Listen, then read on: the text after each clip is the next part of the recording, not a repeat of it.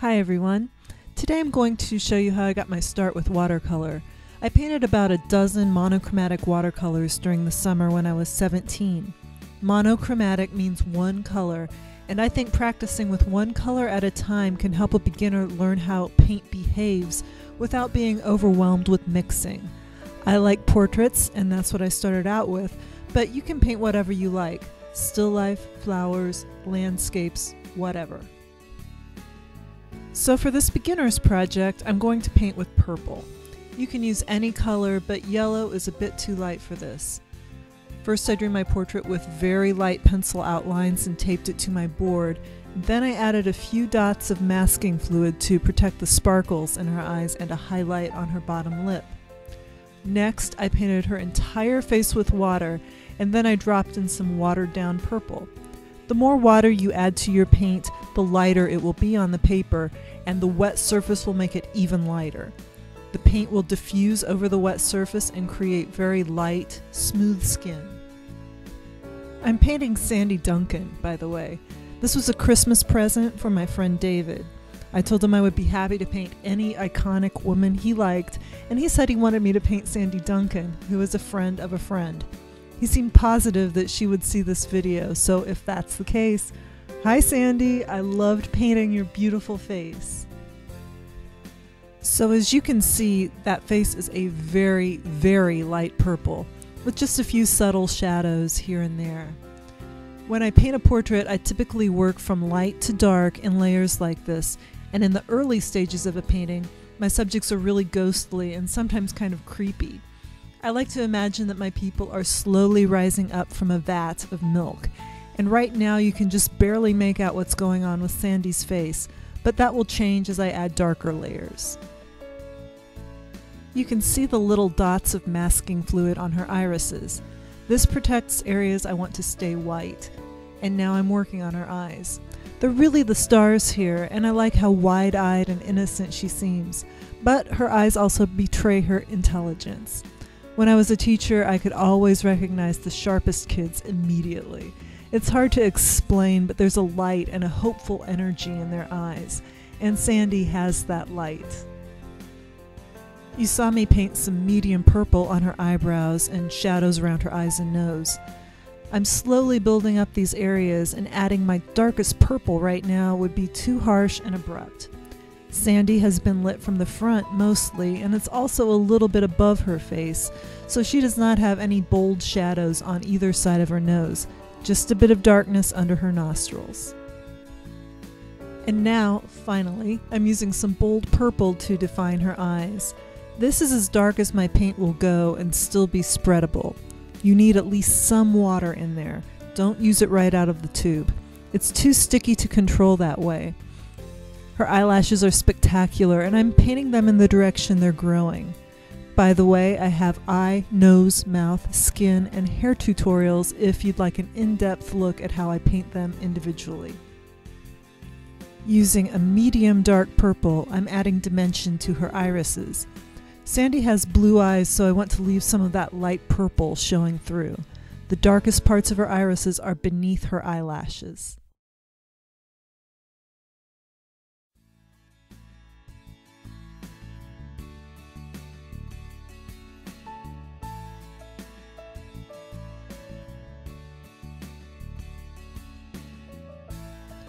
I'm switching to a slightly larger brush to add more shadows and details around her eyes, including her lower lashes.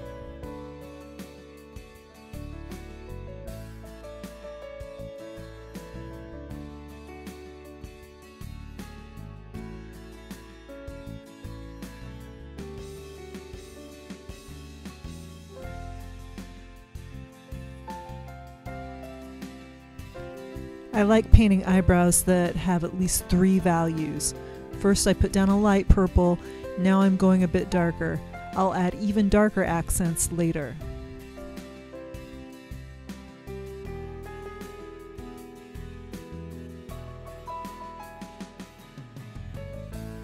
I'm adding some details to her lips, just a little bit darker than before. The line between her lips really defines her mouth, and it's my darkest purple.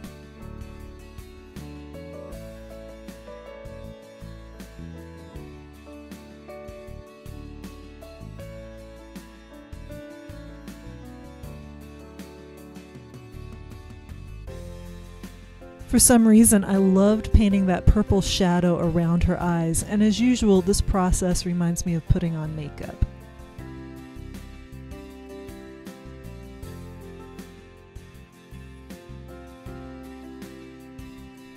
She's wearing a white turtleneck, so there's not much for me to paint here beyond some folds and shadows.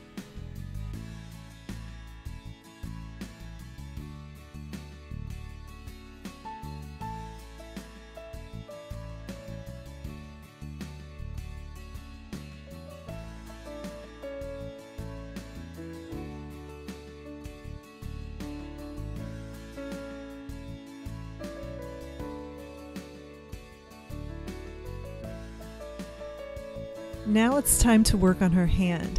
Hands are always my least favorite thing to paint when I'm doing a portrait, and I always feel like I should charge more when I have to paint them. There are just so many different ways they can be arranged, plus there are lots of wrinkles.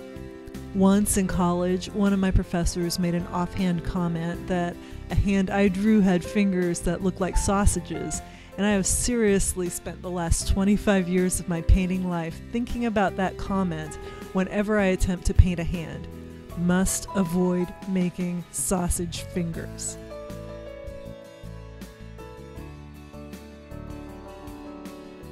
So with Sandy's hand, I'm establishing 3 different values, light, medium, and dark. Her fingernail polish is white, I think, so I'm mostly avoiding the nails. Hopefully the hand doesn't look too sausagey. I'm removing the masking fluid with an eraser, and you can see the white sparkles in her eyes and lower lip now. Next, it's time for Sandy's hair. My reference photo is from the 60s, I think, and it's been carefully arranged.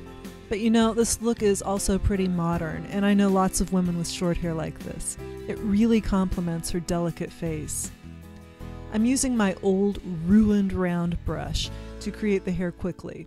The brush has bristles that fuzz out in all directions, and they're able to create dozens of feathery hairs in a single stroke. I'm using a medium purple on top of the light layer I painted earlier. Later, I'll layer on 2 darker purples to add more dimension.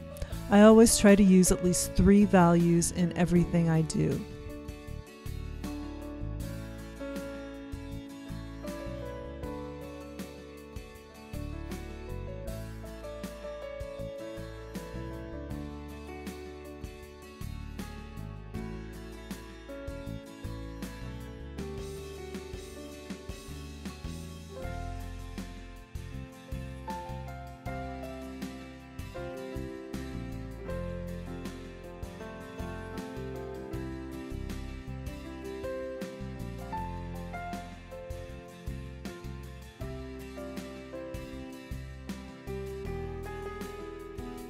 I'm switching to a small round brush to take care of areas that the fuzzy one can't deal with.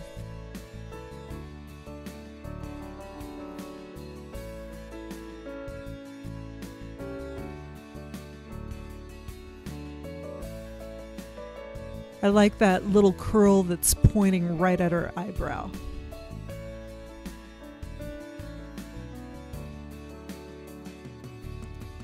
And now the rest of this is just me painting picky finishing touches to the portrait and adding more details to her turtleneck. She even has a few freckles here and there, and I'll paint them a light to medium purple. The background is white, so I don't have to deal with that at all.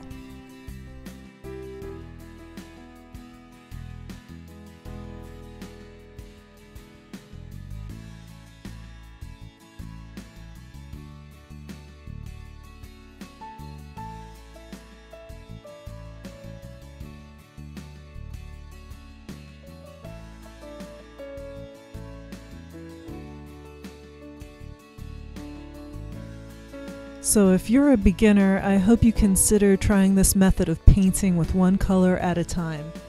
It'll teach you how to control your paint and use your brushes without feeling the added pressure of color mixing. Hopefully, monochromatic paintings will give you some confidence too.